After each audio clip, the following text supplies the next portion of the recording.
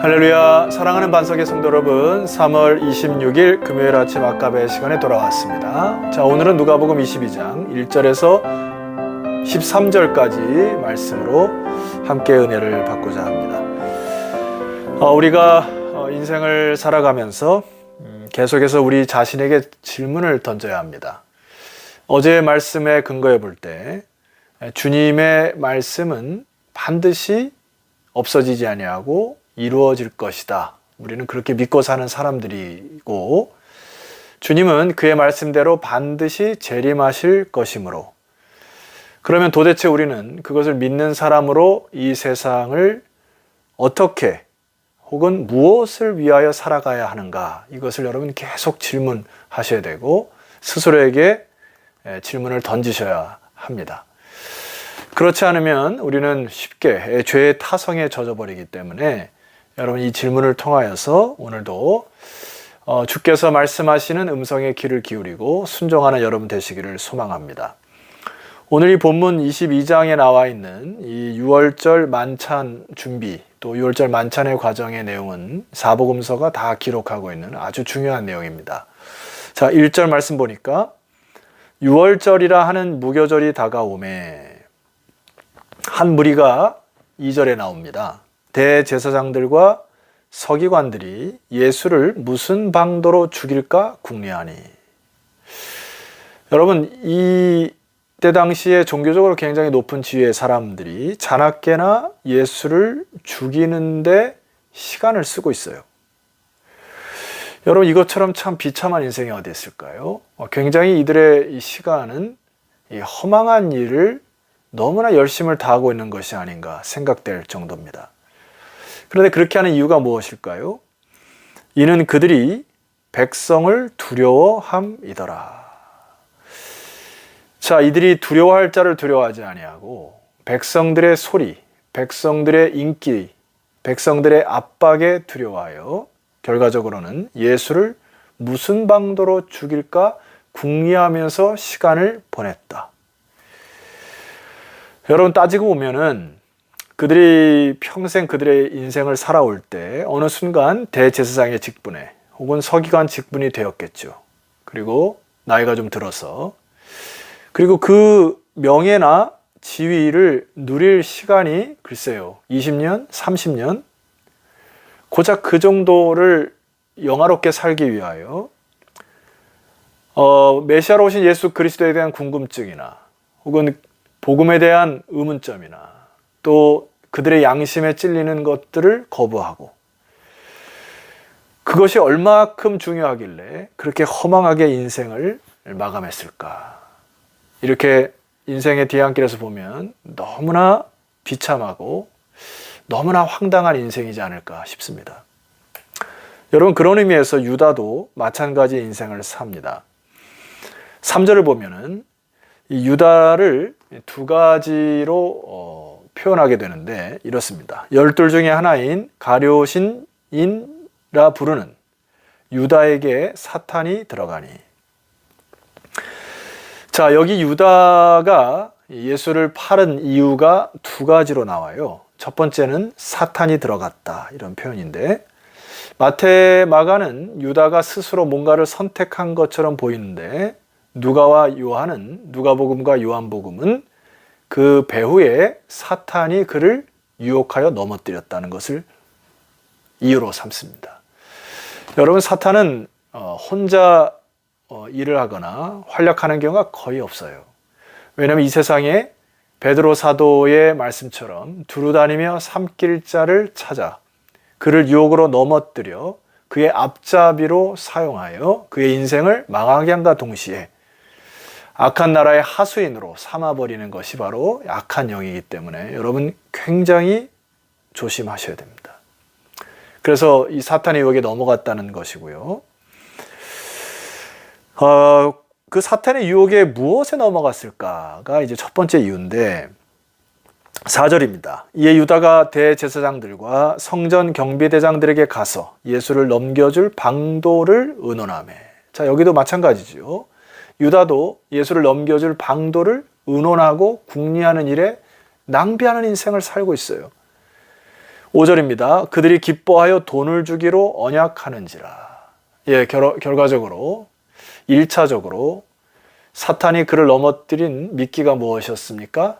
돈이었습니다. 여러분, 돈은 우리가 쉽게 생각해서는 안 돼요. 돈과 하나님을 겸하여 섬길 수 없느니라는 말씀처럼 돈이 인생의 주인인 확률이 높습니다. 많은 사람들이 하나님보다 돈을 섬기는 일들이 높기 때문에 성경에서도 경고의 메시지를 주는 것이죠. 자, 6절. 유다가 허락하고 예수를 무리가 없을 때에 넘겨줄 기회를 찾더라. 여러분, 세상에 이 탐심, 그것이 물질일 수 있고 명예일 수도 있고 자신의 성공일 수 있는데, 이러한 세상의 가치관의 마음과 중심을 빼앗기지 않도록 조심하시기를 소망합니다. 한 가지의 더 이유가 있음을 볼 수가 있습니다. 그것은 3절에 이 유다를 가룟인이라 이렇게 표현하고 있어요. 이 가롯 유다 이렇게 되어 있는데, 가롯이라고 하는 의미는 라틴어의 시카리우스라고 하는 것을 우리말로 가롯 이렇게 표현하는데, 이것은 자객이라는 뜻입니다.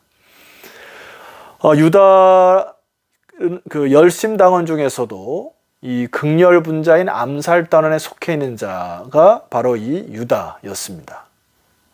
윌리엄 바톤이라는 사람이 쓴 책 중에 유다 복음서라는 제목의 책이 있습니다. 거기에 보면 유다의 입장에서 글을 써내려가는 그 굉장히 이렇게 좀 역으로 그 사건을 다시 이제 전개해 본 책인데, 거기에 우리들에게 이것을 유다의 입장 그리고 사탄의 유혹에 넘어간 입장을 이해할 수 있는 대목이 한 부분이 있어요. 자, 이렇게 유다가 자신에 대해서 글을 쓴 것을 봅니다. 저는 유다 땅에서 태어났습니다. 제 이름 유다는 영광의 땅 유다로부터 온 것이며 사자 같은 족속이라는 뜻의 이름을 가지고 있습니다. 야곱의 직계손을 의미합니다. 굉장히 자기 가문에 대한 자존감이 크죠. 그러나 예수님의 열 제자는 갈릴리 부둣가 출신의 무식한 촌놈들로 저희끼리 시기하고 질투하고 자리 싸움도 서슴지 않았던 저질들이었습니다. 이 유다가 지금 이 열 제자를 비아냥거리죠. 저 사람들은 갈릴리 부둣가 출신의 무식한 촌놈들이라고. 그리고 자신의 신분을 이렇게 강조합니다. 적어도 저와 독립운동가였던 셀롯 당원 시몬이라는 또 다른 제자는 가문에 있어서나 지적 능력에 있어서나 세상적인 위치에 있어서나 10명의 갈릴리 놈들과는 비교할 수가 없을 정도였습니다. 오늘날로 하면 굉장히 강남 한복판에 좋은 학벌에 그리고 좋은 가문에 태어나서 강남에서 쭉 살아왔던 도시의 사람임을 말하는 것이죠. 그런데 어디 저기 변두리 저 강원도 북부 혹은 이 저쪽 북쪽에 가까운 그 촌놈들과는 자기는 질적으로 다른 사람이고, 가문 면에서나 지식적인 면에서나 학식적인 면에서나 모든 것이 자기가 그들보다 우월하다고 하는 이 우월감에 사로잡혀 있었죠. 자, 이것이 바로 가룟인이라고 하는 그의 출신 성분을 누가는 소개를 하고 있습니다. 결과적으로 유다가 넘어갔던 것은 뭘까요? 교만입니다. 이 교만과 자만심 그리고 우월감은 사탄이 잘 이용한다는 것을 여러분 유념하셔야 됩니다. 자, 여기 대제사장과 서기관 그리고 이 유다는 참 허망한 인생을 살았고, 그의 인생의 방향도 제대로 몰랐고 낭비하는 인생을 살다가 비운의 인생으로 마감합니다. 너무나 안타깝죠. 그런데 같은 날, 같은 시, 같은 장소에 한쪽에서는 예수님을 어떻게 죽일까, 또 예수님을 어떻게 넘어뜨릴까 궁리하는, 그 예수님을 파는 도구로 사용되었던 사람이 있는가 반면에, 한쪽에서는 하나님의 나라가 이루어지기 위한 유월절 만찬의 준비에 한창이었던 제자들과 그에게 쓰임받았던 또 다른 쓰임받는 도구들이 등장을 하게 됩니다. 그래서 누가는 이거를 대비하여서 우리에게 말씀을 하고 있습니다.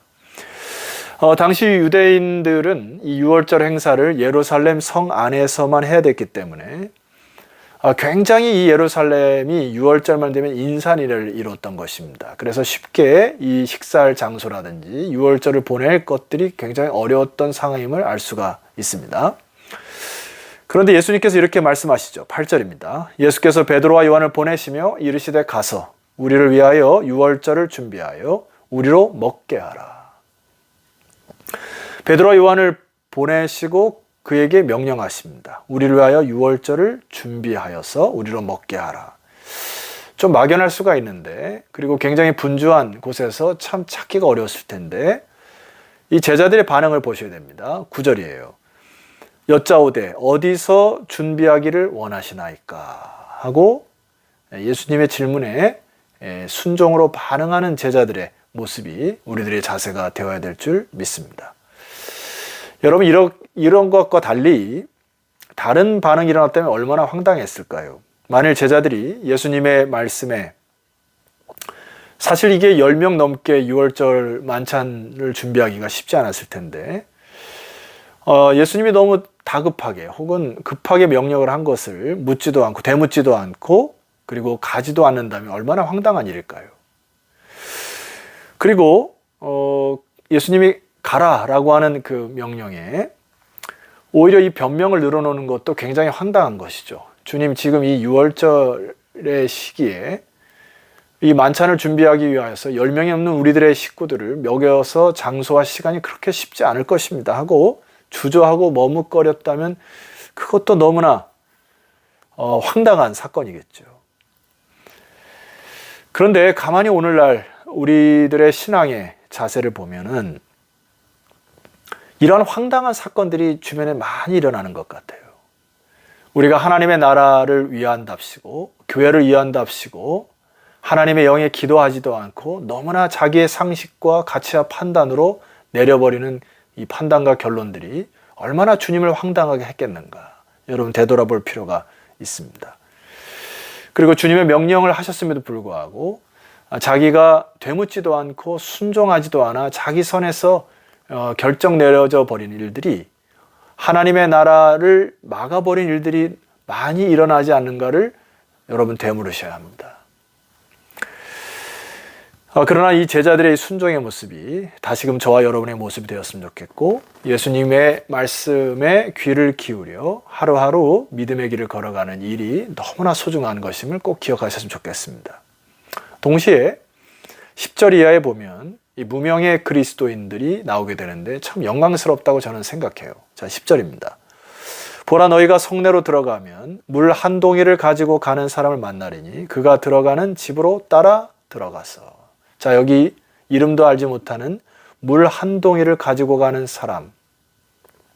그는 어느 날 어느 순간 부활의 소식을 듣고 혹은 많은 제자들의 복음을 확장하는 그 속에서 자기가 만났던 사람, 순종했던 그 사람들이 바로 하나님의 사람이요 하나님의 아들이었다는 사실을 알고 굉장히 영광스러운 인생을 보냈을 것입니다.